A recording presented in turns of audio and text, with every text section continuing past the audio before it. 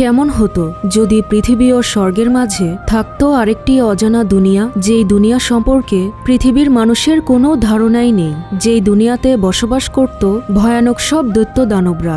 আর হঠাৎ একদিন তারা পৃথিবীতে নেমে আসতে থাকে আর চালাতে থাকে চারিদিকে ভয়ানক ধ্বংসলীলা। মানুষ খেয়ে মিটাতে থাকে তাদের ক্ষুধার জ্বালা। তাদের ছিল শুধু একটাই লক্ষ্য, মানবজাতির অস্তিত্ব মিটিয়ে সমগ্র পৃথিবী রাজত্ব করা। মানুষ কি পারবে তাদের হারাতে? পারবে নিজেদের দেশ জাতিকে রক্ষা করতে, নাকি মানুষের অস্তিত্বই মিটে যাবে দুনিয়া থেকে?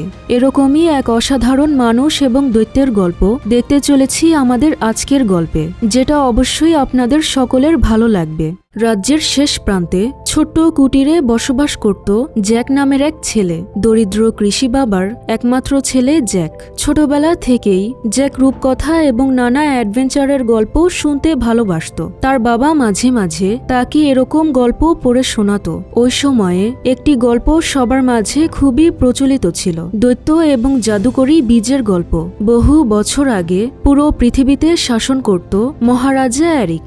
একটা সময় রাজা অ্যারিকের রাজ্যে খাদ্যের হাহাকার নেমে যায়। তখন না থাকে মানুষের মধ্যে কোনো রীতিনীতি, না থাকে কোনো মানবতা। পুরো পৃথিবী তখন ধ্বংসের দিকে যেতে থাকে। মানুষ মনে করে সৃষ্টিকর্তার দয়া এবং করুণা তাদের ওপর থেকে সরে গিয়েছে। তাই তখন কিছু সন্ন্যাসীরা সৃষ্টিকর্তার দয়া লাভের জন্য সৃষ্টিকর্তার কাছে যেতে স্বর্গের পথ খুঁজতে থাকে। আর তারা তৈরি করে জাদুই বীজ। জাদুর সিম থেকে বের হয় জাদুই বীজ। সেই বীজ বপন করলে মাটি ফেটে বের হয় বিশাল সিম গাছ। সেই গাছগুলোর ক্ষমতা এত ছিল যে সেগুলো আকাশ ছুঁয়ে ফেলতে পারত। সন্ন্যাসীরা সেই গাছ বেয়ে আকাশে আসলে দেখে সেখানে রয়েছে আরেক দুনিয়া। পৃথিবী ও স্বর্গের মাঝে রয়েছে আরেক অজানা জগৎ, যেখানে বসবাস করত ভয়ানক দৈত্য দানবরা। এই দুনিয়ার নাম ছিল গান্টুয়া। মানুষেরা সেখানে আসার পরই হিংস্র দৈত্যরা জেনে যায় পৃথিবীতে নামার পথ। তারা সেই গাছ বেয়ে পৃথিবীর বুকে নেমে আসে আর পৃথিবী ধ্বংস করতে থাকে। তারা রাজ্যের সম্পদ লুটপাট করতে থাকে, নানা গবাদি পশু সহ মানুষেরও স্বাদ নিতে থাকে। সেই সময়ে রাজা অ্যারিক সন্ন্যাসীদের হুকুম দেয় ব্ল্যাক ম্যাজিক দিয়ে দৈত্যদের বশ করার কোনো উপায় বের করতে। তার কথা মতো কিছু সন্ন্যাসীরা এক দৈত্যকে মেরে ফেলে। দৈত্যের হৃদয় চিরে সেটার সাথে ব্ল্যাক ম্যাজিক করে তৈরি করে এক জাদুর মুকুট। আর সবচেয়ে অবাক করা বিষয়, সেই মুকুট পরে রাজা অ্যারিক যখন দৈত্যদের কাছে আসে তখন দৈত্যরা তার কাছে আত্মসমর্পণ করে। মুকুটটি জাদুই হওয়ার কারণে দৈত্যরা তার দাস হয়ে যায়। রাজা অ্যারিক দৈত্যদের হুকুম দেয় তাদের দুনিয়াতে ফিরে যেতে। দৈত্যরা চলে যাওয়ার পর রাজার আদেশে সেই গাছ কেটে ফেলা হয়। তারপর রাজা অ্যারিকের রাজ্যে সৃষ্টিকর্তার করুণা ফিরে আসে। মুকুট আর বীজগুলো রাজা সবসময় নিজের কাছে আগলে রাখে। রাজার মৃত্যুর পর সেই মুকুট আর বীজ তার সাথেই দাফন করা হয়। আর ধীরে ধীরে এই গল্পটি রূপকথার গল্পে পরিণত হয়। জ্যাকের বাবা তাকে এই গল্পটি পড়ে শোনাচ্ছিল। সেই একই সময় এই গল্পটি সেই রাজ্যের রাজকুমারী ইজাবেলকে রানী পড়ে শোনাচ্ছিল।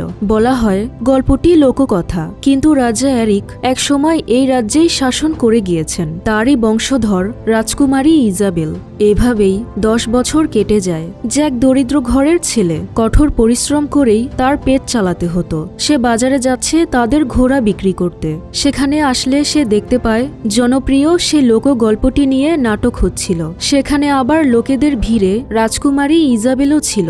জ্যাক তার দিকে তাকিয়ে থাকে। তখন সেখানে থাকা কিছু বখাটে লোক ইজাবেলকে বিরক্ত করতে থাকে।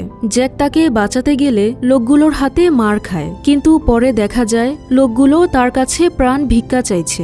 এরপর দেখা যায় সেখানে থাকা সবাই হাঁটু গেড়ে বসেছে। জ্যাক অবাক হয়, কারণ তাকে তো এত সম্মান দেওয়ার কথা নয়। পরে সে দেখে রাজার লোকেরা এসেছে রাজকুমারীকে নিয়ে যেতে। তারা জ্যাককে বলে তার পায়ে কি সমস্যা, কারণ তাকে ছাড়া সেখানের সবাই হাঁটু গেড়ে বসেছে। তখন জ্যাক হাঁটু গেড়ে বসে। তারা রাজকুমারীকে নিয়ে চলে যায়। জ্যাক খুশি হয় সে রাজকুমারীকে বাঁচানোর চেষ্টা করেছে। তবে এর ভেতরে জ্যাকের ঘোড়ার গাড়িটি চুরি হয়ে যায়। এদিকে সেই রাজ্যেরই আরেক রাজা ছিল, নাম রড্রিক। মহারাজা অর্থাৎ ইজাবেলের বাবা এই রড্রিকের সাথেই ইজাবেলের বিয়ে দিতে চায়। তবে রড্রিক মোটেও কোনো ভালো মানুষ ছিল না। সে খুবই লোভী, স্বার্থপর এবং খারাপ মন মানসিকতার এক লোক। তার সাথে সে বয়সে ইজাবেলের থেকে খুবই বড়।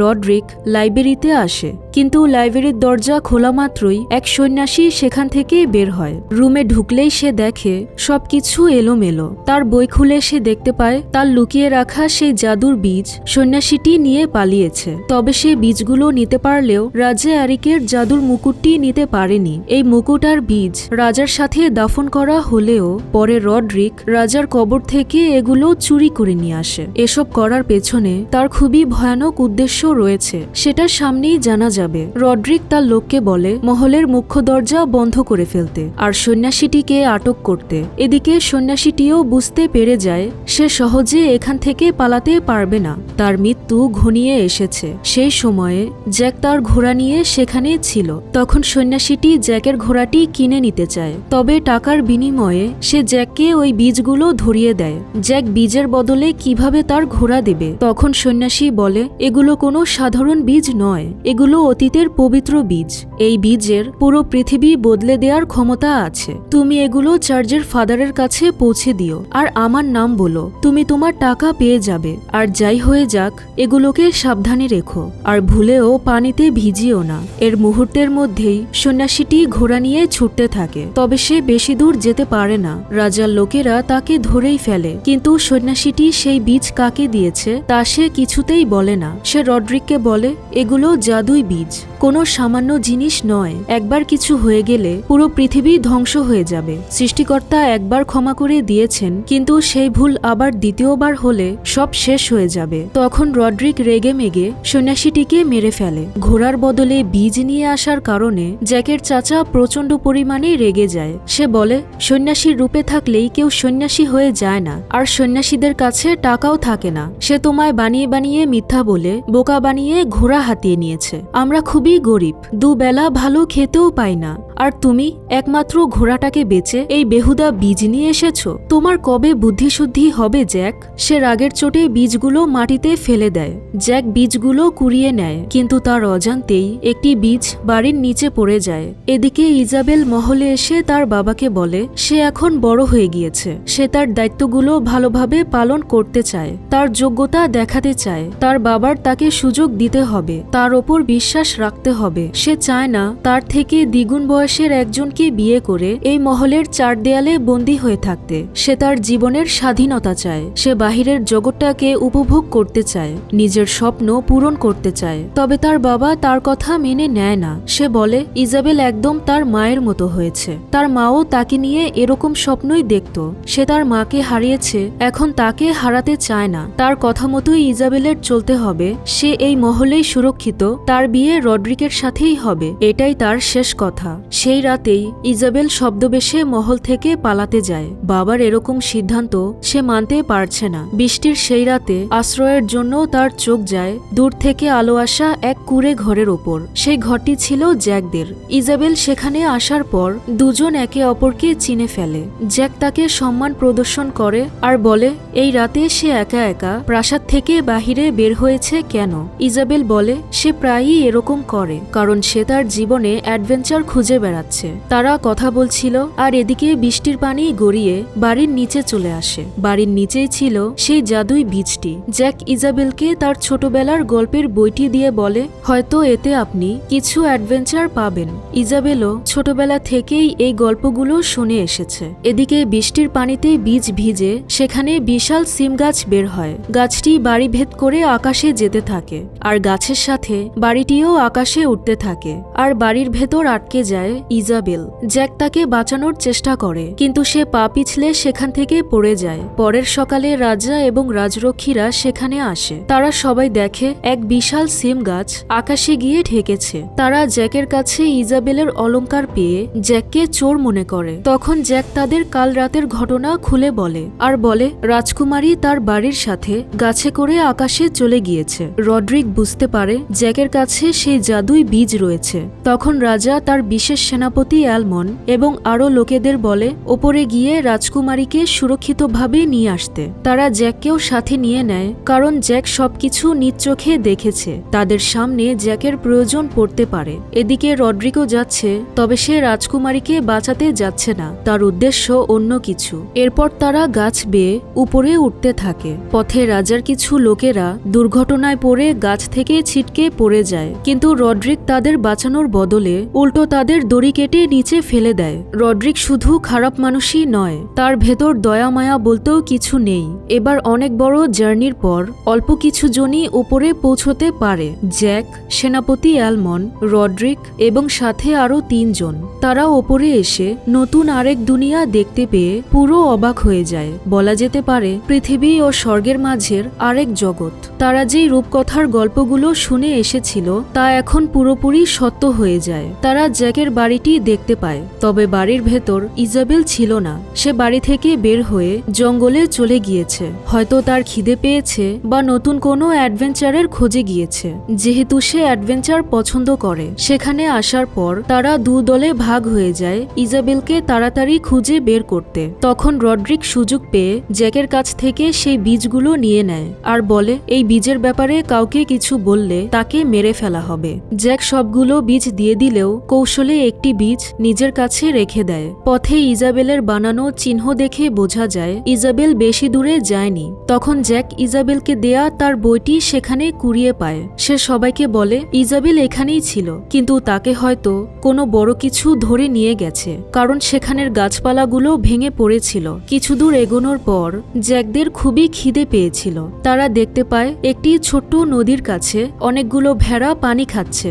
জ্যাক এবং এক সেনাপতি একটি ভেড়া ধরতে যায়, কিন্তু তখন তারা একটি ফাঁদে আটকে যায়। তারা জাল কেটে কোনোভাবে বের হয়, কিন্তু তখনই তারা কোনো বড় জন্তুর এখানে আসার জোরে জোরে পা ফেলার শব্দ পায়। তারা সবাই লুকিয়ে পড়ে। পানির ভেতর থেকে জ্যাক দেখতে পায় একটি বিশাল বড় দৈত্য একটি ভেড়া উঠিয়ে গোগ্রাসে খাচ্ছে। তখন দৈত্যটি মানুষের গন্ধ পায় আর সেনাপতি অ্যালমন এবং তার আরেক সাথীকে ধরে নিয়ে চলে যায়। পানির ভেতরে লুকিয়ে থাকার কারণে জ্যাক বেঁচে যায়। জ্যাক দৈত্যটির পিছু করতে থাকে, কারণ সে জানে দৈত্যটি সেনাপতিদের যেখানে নিয়ে যাচ্ছে সেখানে ইজাবেলও আছে। এদিকে রড্রিকের দল অন্য দিক দিয়ে ইজাবেলকে খুঁজে বেড়াচ্ছিল। তখন রড্রিক তার এক সাথীকে ইচ্ছে করে ধাক্কা মেরে ফেলে দেয়। সে যেই পরিকল্পনা করে রেখেছে তাতে তার কারোর প্রয়োজন নেই। তখনই তার আরেক সাথীকে একটি দৈত্য ধরে নিয়ে খেয়ে ফেলে। তখনই সেখানে আরেকটি দৈত্য চলে আসে। সেটি রড্রিককে ধরে খেয়ে ফেলতেই যাবে, তখনই রড্রিক তার কাছে থাকা সেই জাদুর মুকুটটি বের করে। এতে করে সেই দৈত্যগুলো তার দাস হয়ে যায়। জাদুর এই মুকুটটি দৈত্যদেরই হৃদয় দিয়ে তৈরি, তাই মুকুটটি পরে কোনো মানুষ যদি দৈত্যদের সামনে আসে তখন দৈত্যদের হৃদয় থরথর করে কাঁপতে থাকে, আর তখন তারা দাস হয়ে মুকুটের মালিকের সমস্ত কথা মেনে চলে। এটাই হচ্ছে রড্রিকের পরিকল্পনা। সে মুকুট আর বীজ রাজার কবর থেকে এজন্যই চুরি করে এনেছে, যাতে সে মুকুটের সাহায্যে দৈত্যদেরও রাজা হতে পারে আর তাদের মাধ্যমে যেন পুরো পৃথিবীতে রাজত্ব করতে পারে। এদিকে জ্যাক দৈত্যটির পিছু করতে করতে দৈত্যদের গুহায় চলে আসে। সেখানেই ইজাবেল বন্দী ছিল। সেখানে থাকা 2 মাথাওয়ালা দৈত্যদের লিডার ইজাবেলকে বলে, তুমি রাজকুমারী তাই না?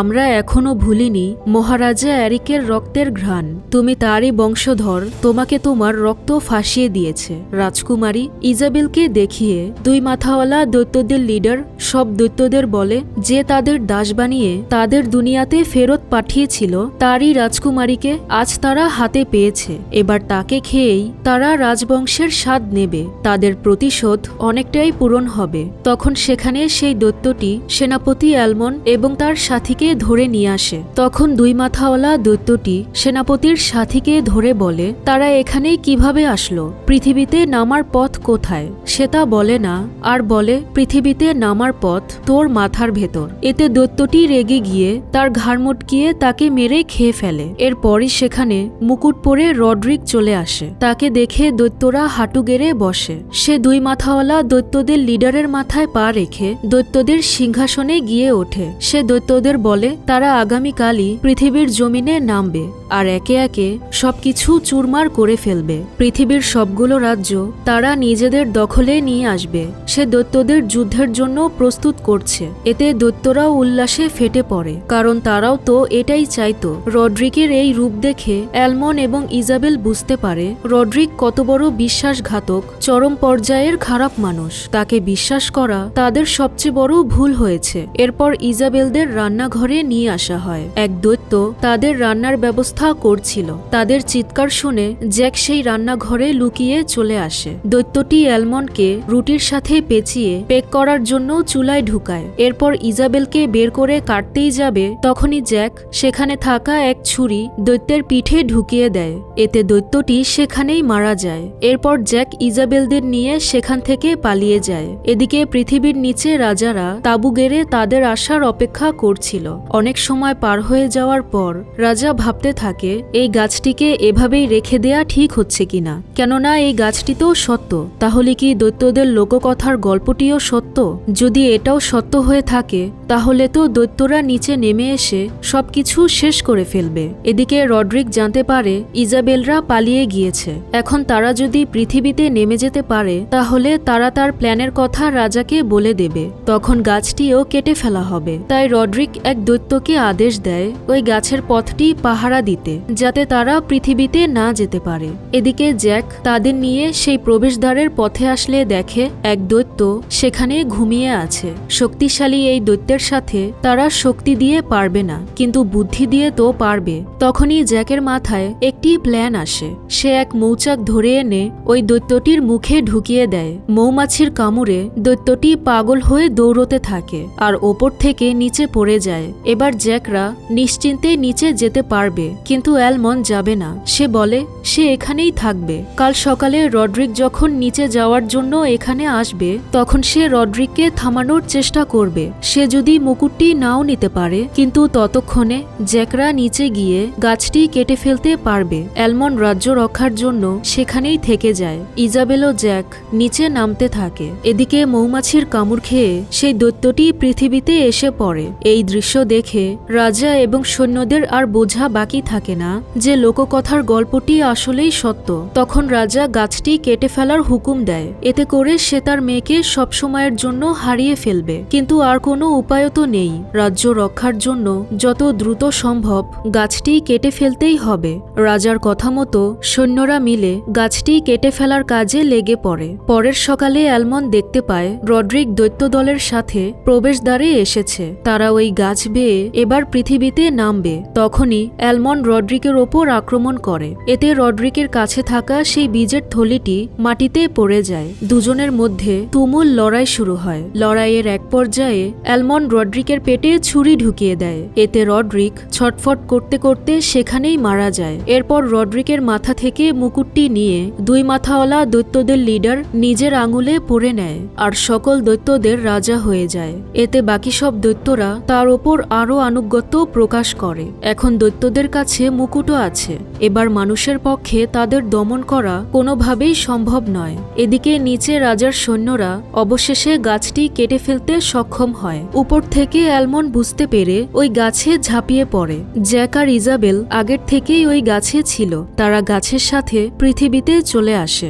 রাজা তার মেয়েকে ফিরে পেয়ে অনেক খুশি হয়। রাজা জ্যাককেও অনেক সাব্বাসী দেয়। গাছটি কেটে ফেলা হয়েছে এটা দেখে দুই মাথাওয়ালা দৈত্যটি আর্তনাদ শুরু করে দেয়, কিন্তু পরে সে সেখানে পড়ে থাকা বীজের থলিটি দেখতে পায়। বীজ বের করে সে মাটিতে ফেলে দেয়। বীজ থেকে 5টি বিশাল সিম গাছ বের হয় আর গাছ বেয়ে দৈত্যরা পৃথিবীতে নেমে আসতে থাকে। এদিকে জ্যাক তার কাছে থাকা একটি বীজ দেখছিল। সে তখনই আকাশ থেকে দৈত্যদের গর্জন শুনতে পায়। উপরে তাকালে সে দেখতে পায় দৈত্যরা পৃথিবীতে নেমে আসছে। সে দ্রুত ঘোড়া নিয়ে রাজাদের জানাতে যায়। দৈত্যদের আগমন দেখে সন্ন্যাসীরা রাজ্যের সতর্ক ঘণ্টা বাজাতে থাকে। রাজাদের পেছনে দৈত্যগুলো দৌড়ে আসতে থাকে। তারা চোখে যাই দেখতে থাকে তাই ধ্বংস করতে থাকে। মানুষ ধরে ধরে খেতে থাকে।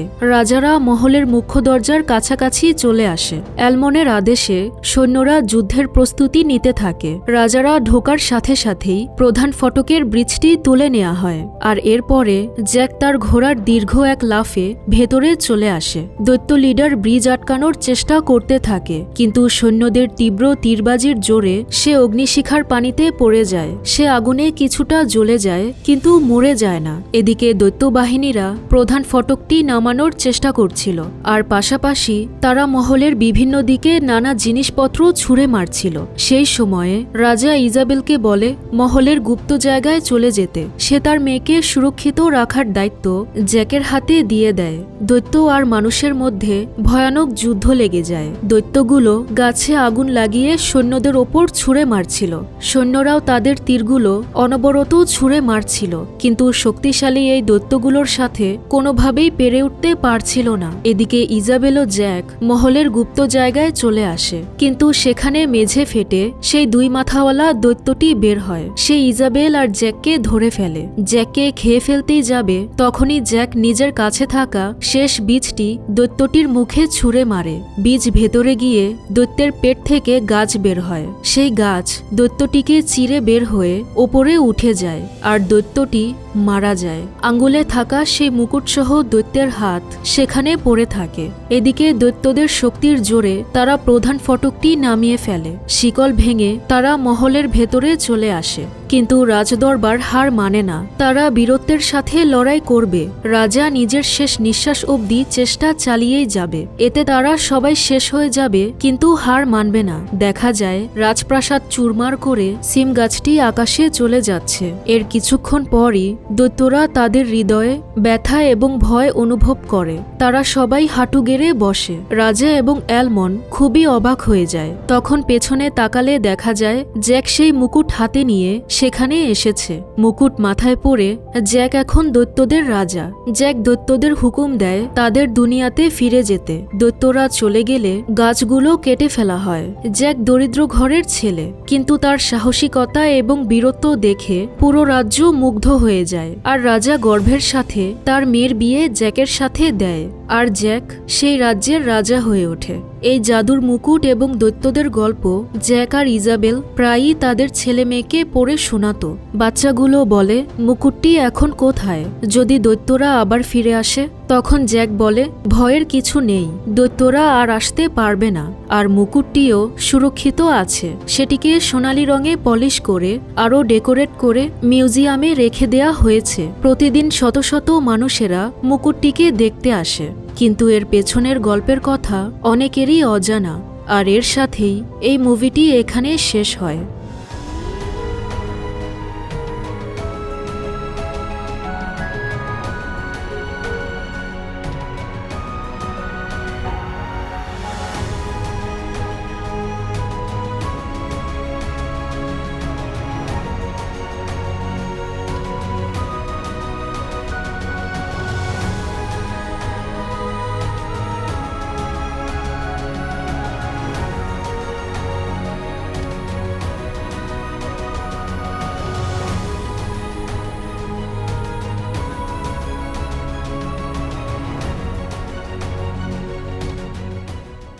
গল্পটি ভালো লাগলে অবশ্যই আমাদের চ্যানেল মুভিফ্লিক্সকে সাপোর্ট করবেন। যেহেতু আমাদের চ্যানেল একেবারেই নতুন, তাই এখন আপনাদের সাপোর্ট আমাদের খুবই প্রয়োজন। আগামীর মুভিগুলো অবশ্যই আপনাদের সকলের ভালো লাগবে, তাই মুভিফ্লিক্সকে সাবস্ক্রাইব করে অবশ্যই আমাদের সাথে থাকবেন। সবাই ভালো থাকবেন, সুস্থ থাকবেন। আল্লাহ হাফেজ।